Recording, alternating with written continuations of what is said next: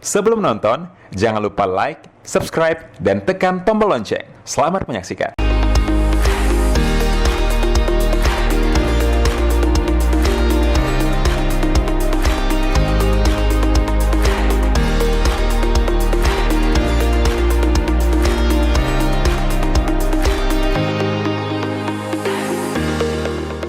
Halo sahabat Eljon, pemirsa semuanya, kita masih dalam acara Indonesia Business Forum. Tentunya masih bersama saya Bagas, dan kita juga masih terhubung bersama narasumber kita.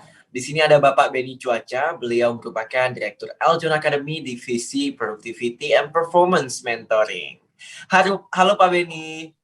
Halo bro, sahabat Eljon semuanya. Oke Pak Benny, masih terhubung bersama sahabat Eljon di Indonesia Business Forum. Kita masih dalam topik yang sama. Namun di segmen kali ini kita akan lebih membahas mengenai fundamental positive cash flow. Kalau tadi kita sudah membahas mengenai target omset ya Pak ya, mengenai target omset itu penting, namun bukan satu-satunya alasan ya Pak ya. Tapi positive cash flow juga penting ya Pak ya, kata Pak Benny tadi.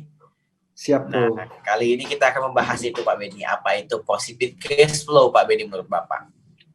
Oke bro, ini sekali lagi sama bro, izinkan saya juga melakukan proses mentoring ke Bro Bagas sama sahabat Eljon yang selalu saya lakukan bro. Jadi bukan hanya pada saat pandemi, dan sebelum pandemi pun saya selalu lakukan ini. Kebetulan di saat pandemi ini, saya meyakini cara ini sangat tepat malah lagi.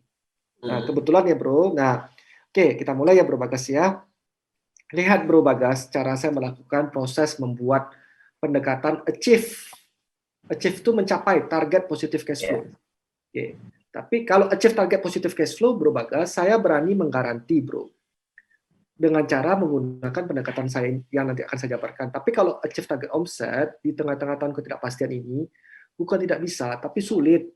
Ya sulit, dan kita nggak perlu sampai stres lah mikirin tadi. Oke ya, kita mulai ya. Bagaimana cara kiat achieve target positive free cash flow tadi. Oke, sekarang Bro Bagas sebagai business owner saya ya, saya sebagai professional director. Izin ya Bro Bagas ya, kita mulai simulasi. Pelan-pelan ya kita mulai. Langkah pertama bro, dalam kita menyusun budgeting, ataupun apapun istilahnya target di 2021 ya, langkah pertama tuh jangan pernah dimulai dengan target omset. Karena kalau kita mulai dengan target omset, pertanyaan berikutnya akan muncul, berapa target omset yang mau kita pasang di tahun sekarang? Nggak tahu Pak Benny. Terus kalau sudah nggak tahu di awal, sampai ke bawah, kira-kira tahu nggak tuh? Tidak. Nah, itu dia. Jadi dibalik pendekatannya bro. Kalau saya seperti ini bro pendekatannya, Bro Bagasnya sahabat Eljon. Sudah terbukti ya, dengan pendekatan saya ini, saya sudah berani mengatakan 100% sudah terbukti ya, implementasinya. Oke, sekarang saya bertanya sama Bro Bagas. Bro Bagas, dari perhitungan kita tahun 2020 kemarin, kita mengalami minus, bukan positive cash flow, kita mengalami minus cash flow, misalnya angka sembarang sebut ya, 1 miliar. Berapa bro kita minus cash flow? 1 miliar. Bro Bagas, izinkan saya di 2021 ini, kita membuat minimal tidak minus 1 miliar. Minimal cash flow kita tuh 0 lah, 0 tuh tidak minus, juga tidak ada lebih lah, minimal 0 dulu lah. Kalaupun ada lebih dikit. Boleh nggak bro? Clear dulu ya. Nah, saya mulai dari target itu ya. Ingat ya, saya mulai dari target ini, bukan target omset saya bicara. Oke, Bro Bagas minimal 0 atau lebih dikit lah, mungkin 100 juta lebihnya. Izin ya, daripada minus nih Bro Bagas, 1 miliar ya. Oke, 100 juta. Nah, untuk mendapatkan 100 juta tadi, positive cash flow tadi, kita harus punya analisa kepada 3 variabel bro. 3 variabel. Satu adalah margin, yang kedua capital spending, yang ketiga net working capital. Nah, pelan-pelan saya akan jabarkan sedikit demi sedikit. Kalau margin, berarti kita harus bisa mendefine margin berapa, sehingga dia punya positive cash flow tadi itu mencapai angka 100 juta. Ada komponen margin. Yang kedua apa capital spending? Capital spending ini maksudnya adalah bro, aset utilisasi. Tapi ini gue nggak ngerti aset utilisasi. Aset utilisasi itu gini loh bro, aset kita itu terpakai setiap harinya dan bisa menghasilkan setiap harinya. Kalau ada aset tapi tidak pernah digunakan, berarti belum terutilisasi. Nah, kita mulai mendefine aset-aset mana yang tidak terutilisasi secara full dan tidak terpakai malah, itu mulai kita ambil sikap. Sikap pertama yang ekstrim, kita jual. Oke, sikap pertama yang ekstrim itu tidak terpakai kan? Sikap yang kedua, kita sewakan aset kita ke orang lain. Yang penting aset tadi itu yang kita miliki harus kata kuncinya terpakai full 100%, idealnya. Setidaknya 70% dalam satu hari, ya kan? Tapi kalau misalnya cuma terpakai 20%, dari pagi sampai sore cuma terpakai asetnya Bro Bagas tadi cuma terpakai 1 jam. Terus ngapain punya aset tadi? Beli aset tadi sampai 5 miliar. Benar kan? Benar. Nah, oke, aset ya. Poin kedua tadi, di samping margin ada aset. Oke. Yang ketiga, net working capital. Net working capital itu apa? Kita berusaha supaya piutang itu lebih cepat dibayarkan sesegera mungkin, dan utang biarkanlah bayar sesuai dengan jatuh tempo yang seharusnya. Pak Benny, gimana cara menarik piutang bisa secepat mungkin? Ada satu teknik namanya Bro, supply chain finance. Supply chain finance itu apa? Kita menggadaikan kita punya invoicing ke bank. Sehingga sebelum jatuh tempo, kita sudah dapatin dana dulu. Pak, ada bunga dong Pak? Pasti ada bunga. Bunganya jauh lebih kecil daripada bunga modal kerja. Nah, kita bisa mendapatkan saving lagi. Daripada kita tidak pernah menggadaikan kita punya invoicing ke bank, kita tetap pertahankan invoicing kita, tapi TOP-nya 90 hari, apa nggak celaka kita punya cash flow tuh. Daripada kita dapatin invoice nih kan, langsung kita gadaikan di bank, awal sekarang kita langsung dapatin dananya, cuma kita dikenain bunga 0,75%.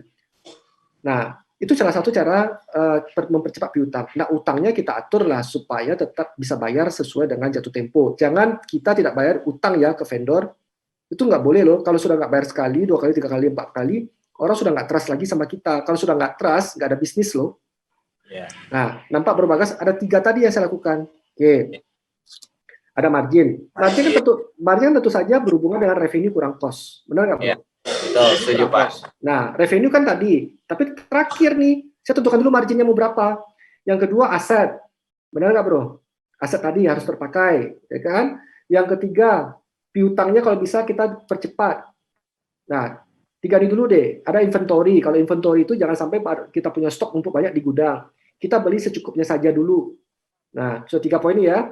Setelah kita tentukan 3 poin tadi ini, kan ada margin nih. Dari margin, baru kita lihat kira-kira cost apa kita yang bengkak selama ini, cost apa kita yang bengkak selama ini, cost apa kita yang tidak mempunyai nilai tambah terhadap bisnis kita selama ini, itu mulai kita adjust, mulai kita lakukan efisiensi. Nah, setelah itu baru kita melihat revenue kita bisa achieve itu berapa kira-kira ya. Nah, revenue itu keluar di angka terakhir, Bro. Bukan revenue itu keluar di angka awal. Kalau revenue keluar di angka awal, berapa pasar revenue, Pak Bos? Gue juga bingung. Nah, lu juga bingung, gue juga bingung. Terus gimana menentukan ke bawah semuanya? Nggak bisa. Juga, oke. Nah, harus mindsetnya harus dimulai dari positif cash flow dulu, Bro. Nah, inilah menurut saya, Bro ya, mohon maaf ya.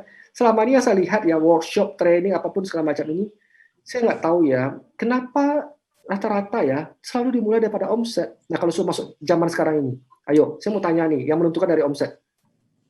Bisa nggak tentukan dari omset, masuk ke margin, masuk ke semua sampai cash flow? Omset saja nggak pasti. Bisa ya Pak ya, karena memang oke. Berarti karena kebanyakan business owner mungkin ya Pak ya lebih mementingkan target omset, padahal situasi kita bisa dibilang tidak mendukung ya Pak ya. Pada saat pandeminya tidak ada yang tahu seperti apa situasinya. Oke. Jadi dibalik ya Pak ya, kita. Nah, itu dia. Cash flow-nya yang saya lakukan tuh Bro, sebelum pandemi pun Bro, saya lakukan ini di awal, sebelum pandemi pun saya lakukan.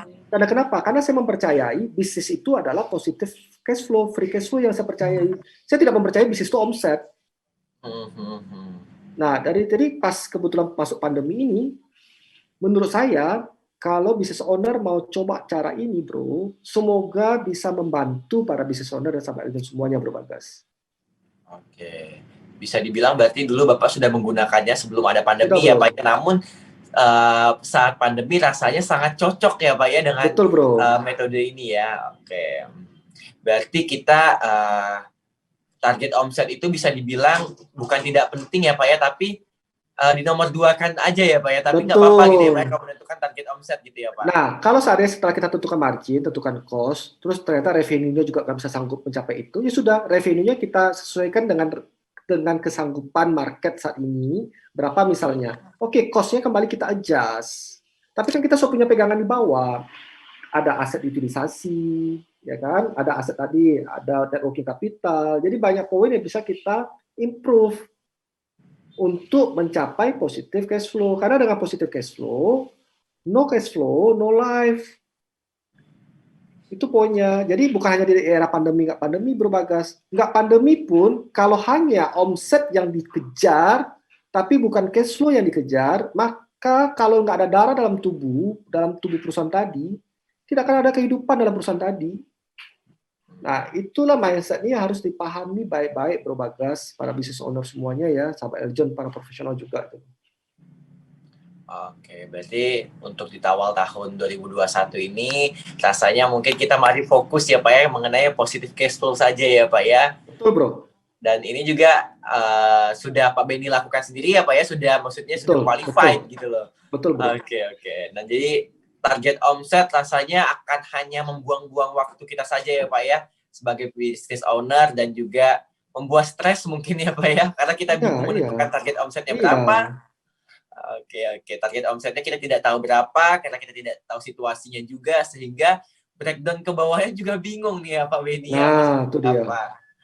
Oke, jadi lebih baik sahabat Eljon kita fokus dan mari kita fokus kepada positive cash flow. No cash flow, no life kalau kata Pak Benny tadi ya Pak ya. Oke, Pak Benny Coce, setelah ini kita masih akan membahas lebih jauh lagi tentunya ya Pak ya mengenai topik kita hari ini dan kita tadi sudah membahas mengenai positive cash flow di sahabat Eljon. Setelah ini apalagi yang akan kita bahas bersama Pak Benny Cuaca, tentunya jangan kemana-mana, ikuti kita terus di Indonesia Business Forum.